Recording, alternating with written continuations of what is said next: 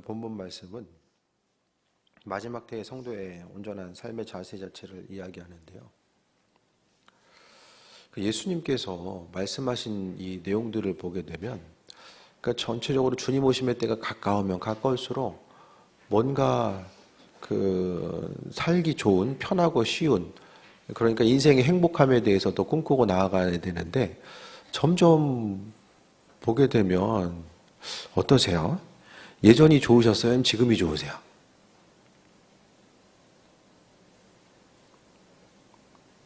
다들 그렇죠? 예전이 좋았다는 얘기를 참 많이 해요. 예전에 뭐가 좋았을까요?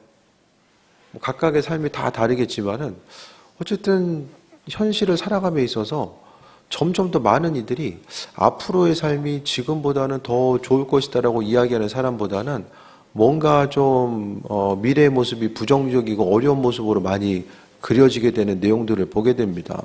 그러니까 성경에서 이야기하는 전체적인 내용도 계속해서 말씀드리지만은 뭔가 희망차고 복된 내용, 그러니까 그 유토피아처럼 사람이 삶을 살기에 뭔가 행복한 요소가 다 구성되어서, 옛날에 뭐 이렇게 공상과학 만화 영화 보면은 그냥 알약 하나 먹으면 배불러가지고 다니고 뭐 여러 가지 내용이 있었잖아요. 물론 실현된 것도 있지만은 많은 부분이 앞으로의 삶에 있어서 자녀들의 세대를 보게 되면 뭐 영적인 것을 떠나서 육적인 내용들만 보더라도 앞으로 인생을 어떻게 살아가야 될까? 이런 것에 대해서 약간은 좀 걱정이 드는 게 사실입니다. 근데 이전 세대 보면은 부모님 세대들은 이후의 삶에 그 자녀들의 세대가 뭐 그만큼 힘들고 어려울 거라고는 그렇게 많이 생각들 안 하셨잖아요. 그런데 그 모습들이 그 미래에 대해서 어두움과 어려움으로 이야기하는 것이 이 성경적인 내용과 전체적으로 맥락을 같이 합니다. 예수님께서는 또 주님의 제자들은 마지막 때에 이런 일들이 있을 것이다라고 이야기하는데, 그 마지막 때를 견뎌 나아감에 있어서 신앙 공동체끼리 서로를 위해서 협력하고 선을 이루고 나아가는 것. 그래서 앞으로 생각했을 때 좋은 교회는 어떤 교회냐면 서로를 향한 사랑과 관심이 있는 교회가 좋은 교회입니다. 그래서 그 교회를 통해서 하나님의 일꾼으로서의 온전한 삶을 살아가고, 또 그분이 기뻐하신 일들이 무엇인지를 생각하며 서로를 세워나가는 그 교회가 온전한 교회로서 또 인식되고 또 나아가게 되는데, 이 마지막 때를 어떻게 견뎌나갈 것인가를 오늘 베드로전서를 통해서 우리에게 말씀해 주고 있어요. 이 베드로서는요, 예수님 이후에 제자들이, 수많은 사람들이 예수님 하늘 올라가셨는데 왜 안 오시냐, 그것에 대해서 계속 의구심을 가졌거든요. 그래서 베드로 사도는 이 마지막 때가 언제이고 또 마지막 때를 준비하는 것 자체, 이 마지막 때를 살아가는 성도의 자세가 무엇인지를 이야기하면서, 우리가 잘 아는 베드로전서 5장 8절에서도 근신하라 깨어라 너희 대적 마귀가 우는 사자같이 두루 다니며 삼킬 자를 찾나니라고 합니다.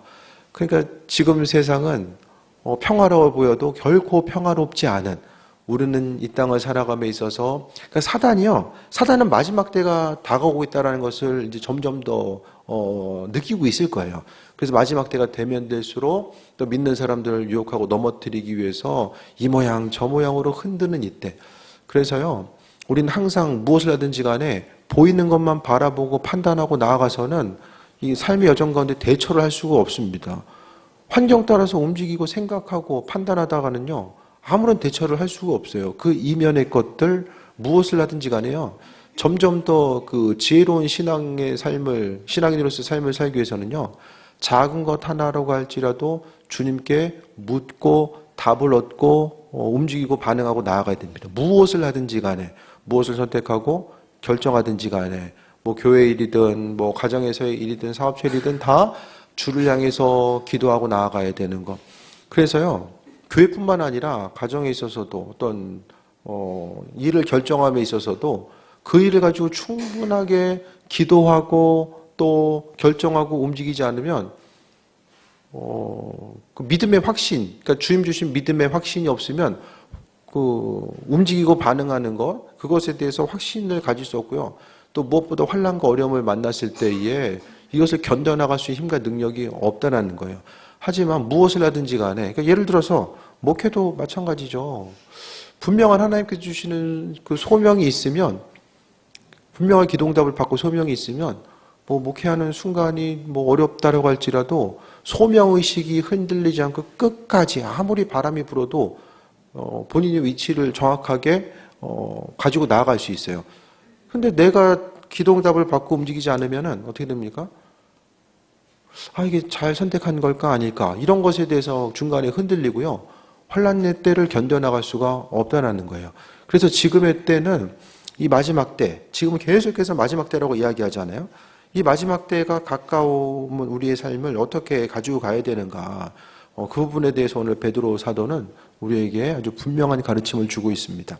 7절에 만물의 마지막이 가까웠으니 그러므로 너희는 정신을 차리고 근신하여 기도하라. 정신 차리고 근신해서 기도해야 되는 이유는 무엇입니까? 주님의 지혜가 있어야 되죠. 주님의 지혜가 없으면 보이는 대로 판단하고 생각하고, 그러니까 신앙인들은 항상요, 보이는 것만 바라볼 것이 아니라 그 이면에 있는 보이지 않는 세계를 같이 바라보면서 나아갈 수 있어야만 합니다. 보는 것만 바라보면 계속 넘어지고요, 사단에게 속아요.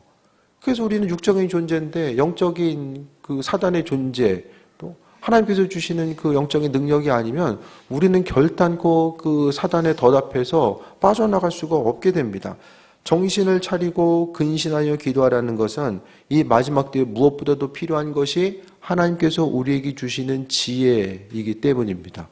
보는 대로만 생각하고 판단하다 보면은 결국 우리의 삶이요, 마음과 생각이 어려움과 고통 가운데 넘어지게 되고요, 온전한 선택을 하지 못하게 됩니다. 그래서 시간이 지난 후에, 나중에 보게 되면 후회하는 것. 시간 지난 다음에 후회할 일이 얼마나 많이 있습니까? 삶을 살아가면서.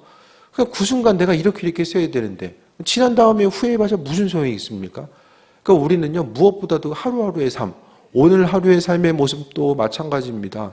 주님께서 주신 지혜를 가지고 삶을 살아가지 않으면 지혜가 없음으로 인해서 이 분별력이 없고 또 무너질 수밖에 없다라는 거예요. 그래서 세상적인 지혜가 아니라 신앙인들은 하나님께서 주신 지혜를 가지고 판단하고 결정하는 부분이 교회에서도 마찬가지고요. 다 각각의 속한 곳에서 다 마찬가지입니다. 우리가 뭐 무슨 일을 하든지 간에 항상 준비하고 계획하고 결정하는 모든 것들 가운데서요, 그냥 가능성과 확률이 더 있어 보이기 때문에 하고 확률 떨어지니까 안 하고, 그것이 아니라 그 일들을 향한 하나님의 선하신 뜻과 인도하심이 무엇인지를 돌아볼 수 있어야 됩니다. 그래서 정신을 차리고 근신해서 기도해야 하라. 이것을 가장 첫 번째의 이 명령으로서, 권면으로서 우리에게 베드로 사도는 이야기하고 있습니다. 그럼 반대로 우리가 이 시대의 기도는요, 내가 기도해서 더 많은 것을 얻어내고 또 기도해서 조금 더 인생을 기쁘고 평안하게 살고 이 차원의 문제가 아니라요, 이제 있어서 우리에게 있어서 기도는 이 생존의 문제와 연결됩니다. 영적인 생존과 연결되어 있는 것이 바로 기도라는 거예요. 예? 단순히 여기서 그냥 단순한 어떤 것이 아니라 영적으로 있어 보게 되면 이제 살고 죽는 것이 문제라는 거예요. 우리의 결정 자체가요, 무엇을 선택하고 결정하는 그것이 우리에게서 영적인 생존력, 또 왜냐하면 앞서서 이야기했던 것처럼 이 사단의 공격이 있고 마지막 때가 가면 갈수록 그 원망과 다툼과 불평과 또 공의롭지 않은 부분들이 계속해서 펼쳐져 나가는 이때에 사방이, 쉽게 이야기하면 사방이 덫이고 사방이 쥐레라는 거예요. 그래서 그 가운데서 우리가 영적인 분별력이 없으면 그냥 사정 따라서, 형편 따라서 움직이고 그 안에서 그 육신대로 반응하다가 어려움당할 수밖에 없습니다. 그래서 무엇보다도 정신을 차리고 근신하면서 기도하라라고 합니다. 그러니까 기도 안 하고 삶을 사는 거는 되게 용감한 거예요. 진짜 용감한 거예요. 올무가 있음에도 불구하고 그것이 올무인지를 잘 분별을 못 하거든요. 주님 주신 지혜가 없으면요, 분별을 할 수가 없어요. 그래서 당장 큰일 없으면, 당장 뭐 무슨 일 없으면 그냥 이래도 되나 보다 하고 삶을 살거든요. 근데 그게 아니라 정말 이 시대에 깨어서 삶을 살아간다는 거. 이 성경 시대, 이제 뭐 신약 시대도 보면은 믿음 생활하는 게 어떻습니까? 전체적으로. 쉽고 단순합니까? 믿음의 여정이? 믿음 생활이 어떻습니까? 좀 쉽고 단순해요? 그러니까 성경대로 믿음 생활하는 건요, 뭔가 단순히 우리가 마음 먹고 결단한다라고만 해서 되는 것이 아니라 마음 먹고 결단하는 것보다 훨씬 더 그 이상의 무언가를 하나님께서 말씀하고 있고요. 그 무언가를 말씀하시면서 또한 그분께서 우리에게 힘과 능력을 공급해 주심 또한 이야기합니다. 그래서 우리가요, 이 마지막 때를 살아감에 있어서 정신 차리고 근신하지 않으면, 기도함으로 깨어있지 않으면은 항상 우리가 보이는 것에 계속해서 속고, 나중에 시간이 지나간 후에야 이거 이렇게 써야 되는데 저거 저렇게 써야 되는데, 이거 하다가 이제 후회와 아쉬움이 계속해서 반복될 수밖에 없다라는 거예요.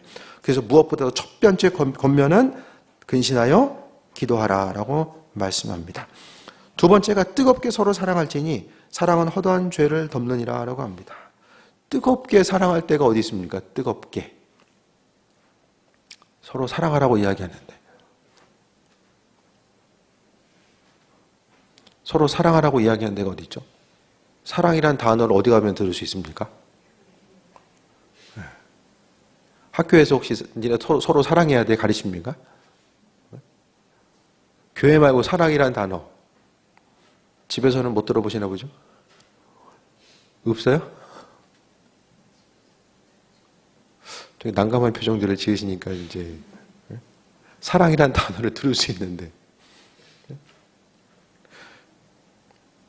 서로 뜨겁게 사랑할지니 사랑은 허다한 죄를 덮느니라. 이게 왜 성경의 그 권면이나 여러 가지 내용들은요, 반대로 이야기하면 안 하고 있는 거예요.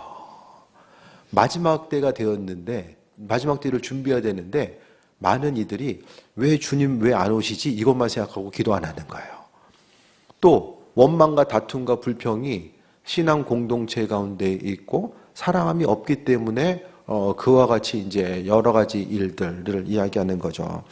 그래서 뜨겁게 서로 사랑할지니, 이 교회 가운데요, 이 사랑이 없으면 원망과 다툼과 불평이 있고 오로지 불편함만 남게 되는 거예요. 신앙 공동체가 사랑 없이 불편함만 남게 된 이런 결과들을 초래할 수밖에 없다라는 거죠. 그래서 어떤 이유와 조건이 있는 것이 아니라 그냥 뜨겁게 서로 사랑해라. 점점 가면 갈수록 이 원망이 있고요, 다툼과 불평이 있고 또 나눔이 있잖아요. 곳곳에서 합쳐지고 연합되는 뭔가가 있는 것이 아니라 계속해서 이제 나뉘어지는 이런 결과들이 있는 이때에 우리가 무엇보다 돌아봐야 될 것은 원망과 다툼과 불평이 있는 곳, 그것이 아니라 사랑할지니 사랑은 허다한 죄를 덮는다. 심지어는 우리가 죄를 범한 것이 있어도 우리가 사랑한 그것 때문에 하나님께서는 그 죄를 덮어주시고 은혜와 충만함으로 함께 하신다는 것에 대해서 말씀합니다. 근데 이게 죄를 덮어준다라고까지 말씀하시는데, 뜨겁게 서로 사랑하는 것 자체가 점점 더 어떤 뭔가 이제 점점 더 마지막 때는 사랑이 식어지는 때, 사랑보다는 원망과 다툼이 점점 더 많아지고 또 그 원망과 다툼으로 인해서 사람들이 화를 참기 힘들어하는 이 시대를 살아가면서 그 안에서 화가 많은 이때에 서로 사랑하면서 삶을 살아가는 것 자체가 힘겹고 버거운 일이지만은 그래도 이 마지막 때가 되면 될수록 사랑을 잃어버리고 다툼과 원망이 계속되기 때문에 우리에게 이와 같이 준비된 삶의 모습을 말씀하고 있습니다. 그리고 9절 보니까 서로 대접하기를 원망 없이 하고 라고 합니다. 대접하는데 원망 없이 하라. 그럼 무슨 얘기죠? 받을 생각하지 말고 대접하라라고 말씀합니다. 그러니까 여기서 열심히 대접하고요, 여기서 다 받으면 받을 게 없어요. 주님 앞에 가서 여기서 다 취하면요 하나님 앞에 받을 게 없다니까요. 그러니까 우리가 무엇보다도 이 시간 이제 주님께서 원하신 대로 온전한 삶을 살고 나누고 베풀고 그 다음에 상급은 주님 앞에서 받는 거죠. 여기서 그냥 모든 것을 다 거둘 생각하지 마시고요, 원망 없이 그냥 내가 이렇게 했는데 어떻게 나한테 이럴 수 있어 이런 생각이 아니라, 그러니까 점점 더 마지막 때는요 이 계산적으로 바뀌고 서로 이 손해 보지 않으려고 하고, 내가 힘드니까 또 다른 사람도 힘들고 서로 만나면 더 힘들고, 이런 이제 악순환이 계속해서 반복될 수밖에 없는 것이 이제 이 마지막 때의 모습으로서 우리에게 비춰지고 있습니다. 그래서 다른 사람을 대접하고자 했을 때 어떻게 해야 됩니까?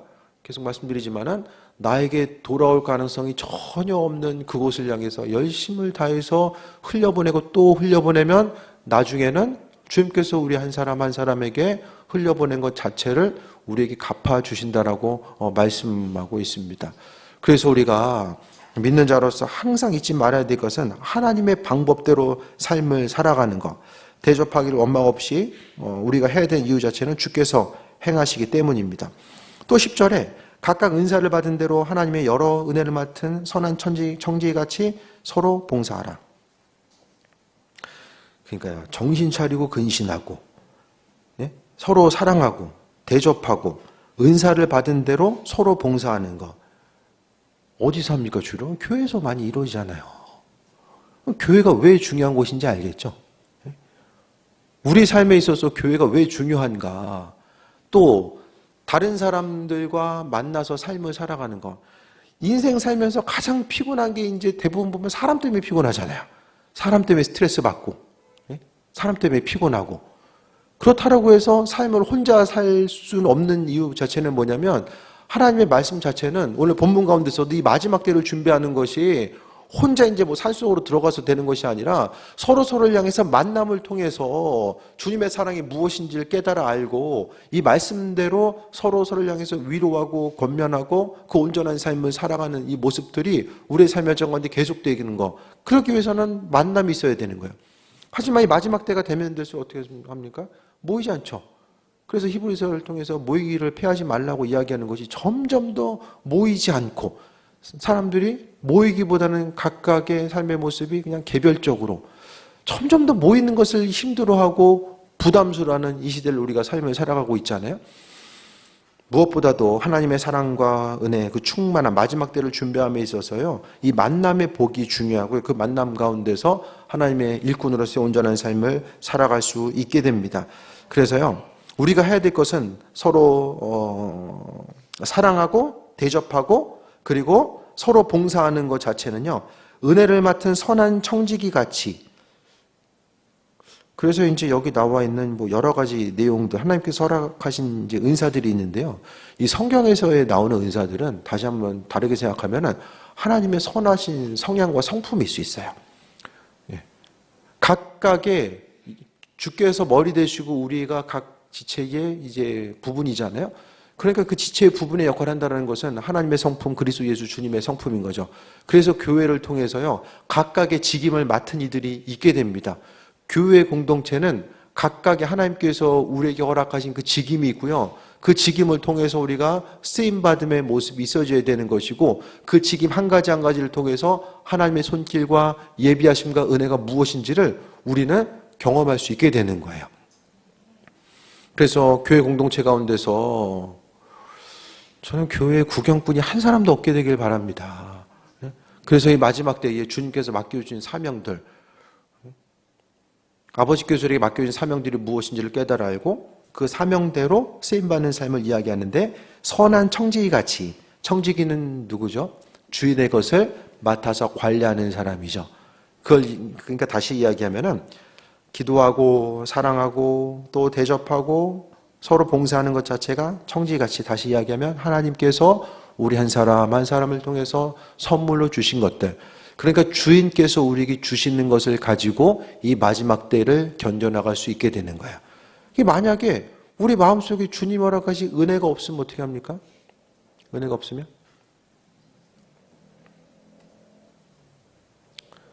주님 허락하신 은혜 없이 이 세상을 살면 어떻게 됩니까?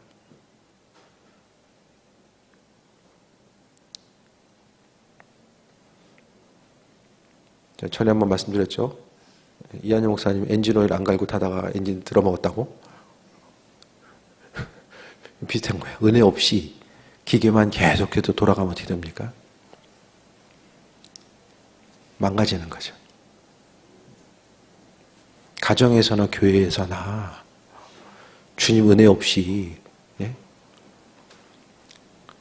사람끼리 만나서 부딪히면은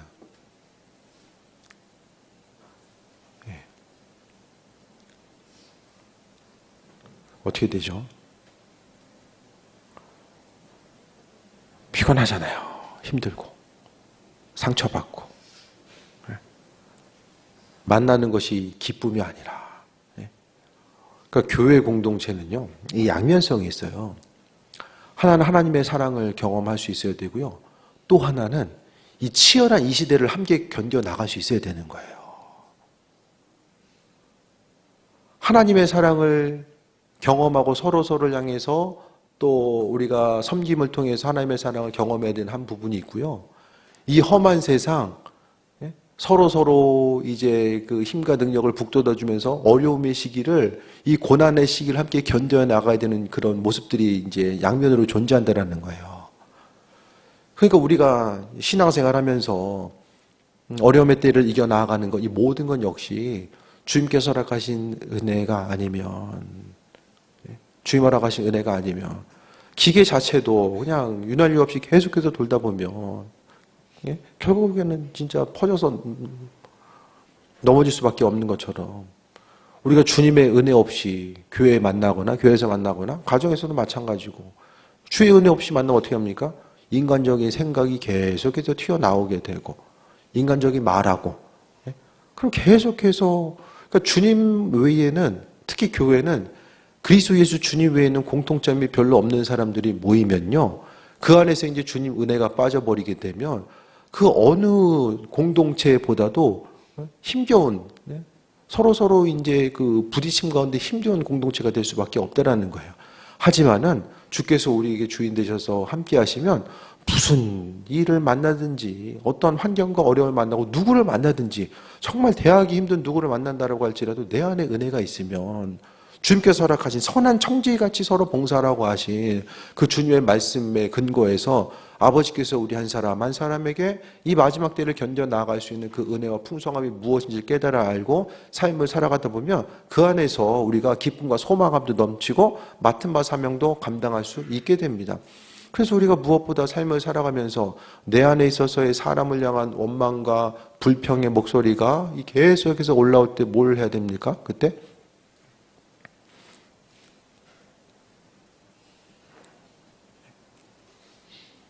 볼 때마다 짜증나면 어떻게 돼요? 그러면 사람 만날 때만 그건 어떻게 되죠?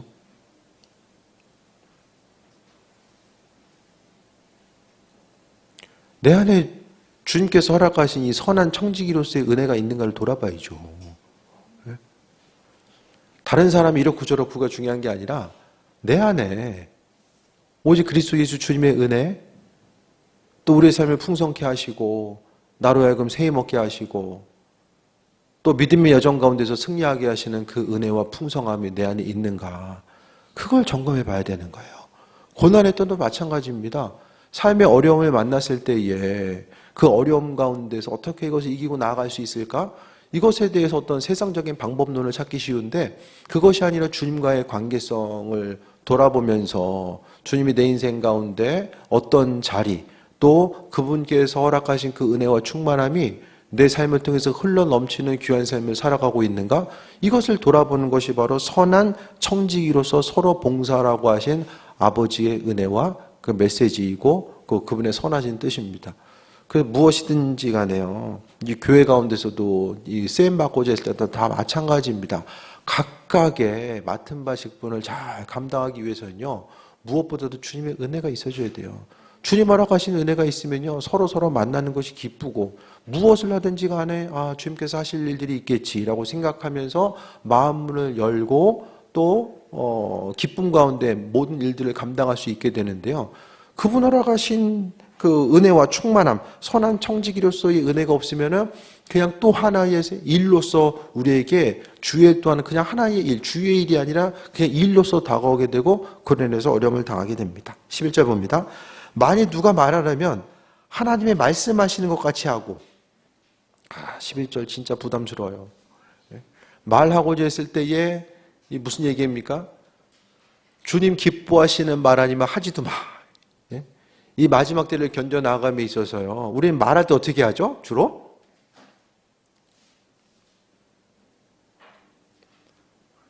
생각난 대로 이야기하잖아요. 가끔 생각 안 하고 얘기할 때도 있잖아요.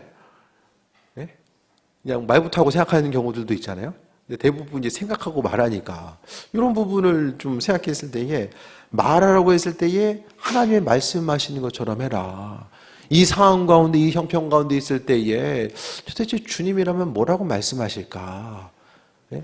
이 상황을 주님 어떻게 풀어가시고 뭐라고 말씀하실까? 그것에 대해서 한 번 더 묻는 거.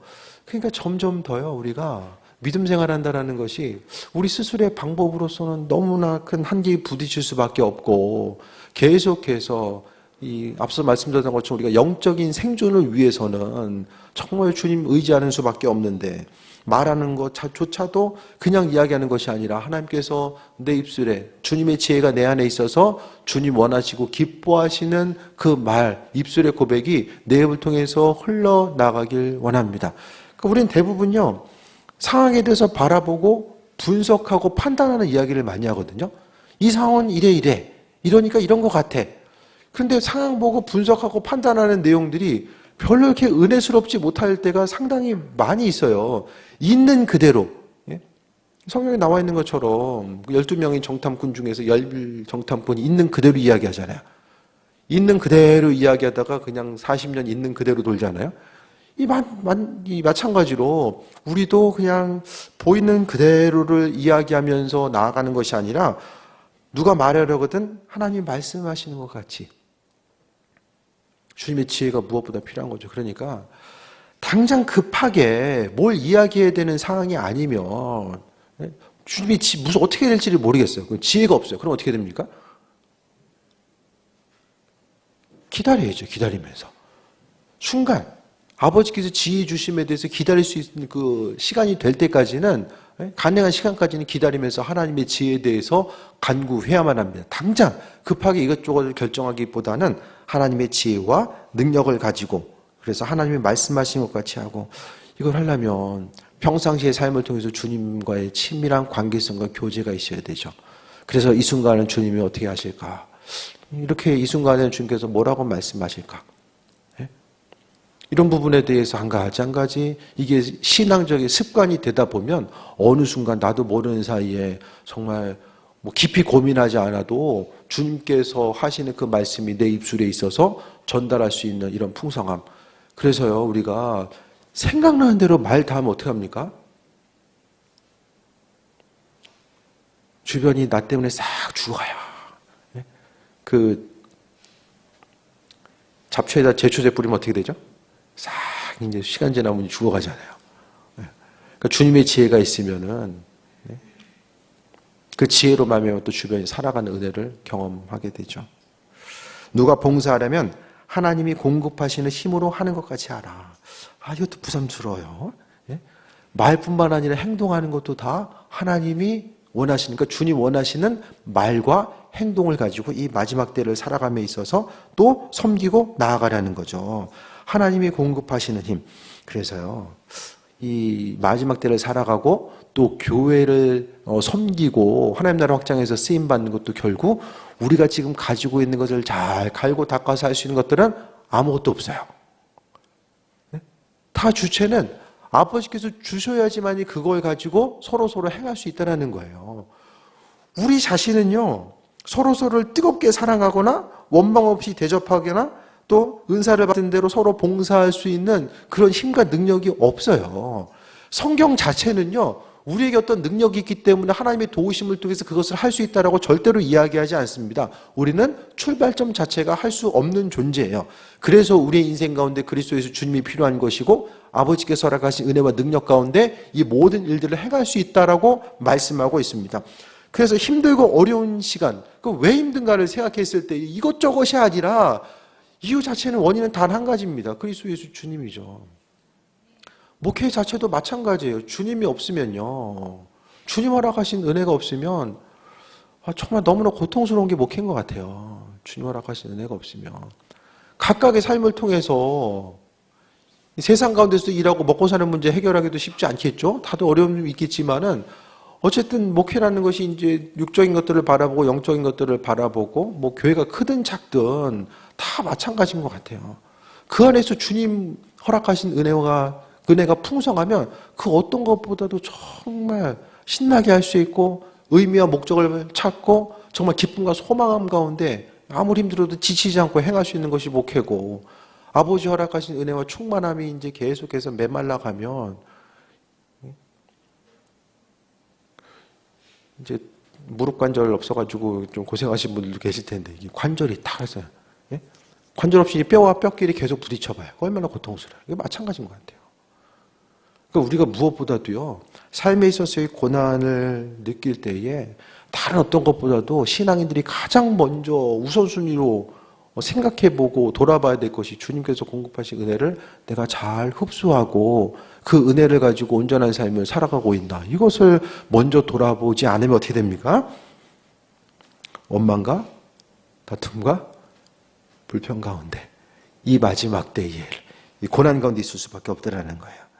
그래서 11절 다시 한번 보면, 누가 말하려면 하나님이 말씀하신 것 같이 하고 봉사하려면 하나님이 공급하신 힘을 하는 것 같이 하라. 이는 범사 예수 그리스도로 말미암아 하나님이 영광 받으시게 하려 함이니. 여기서 너희가 열심히 해가지고 하나님께서 영광 받으신다, 이렇게 이야기하지 않거든요. 계속해서 이렇게 해라 저렇게 해라 계속해서 여러 가지를 이야기했잖아요. 그런데 마지막에 결론으로 이야기하는 것은 예수 그리스도로 말미암아 하나님이 영광 받으신다.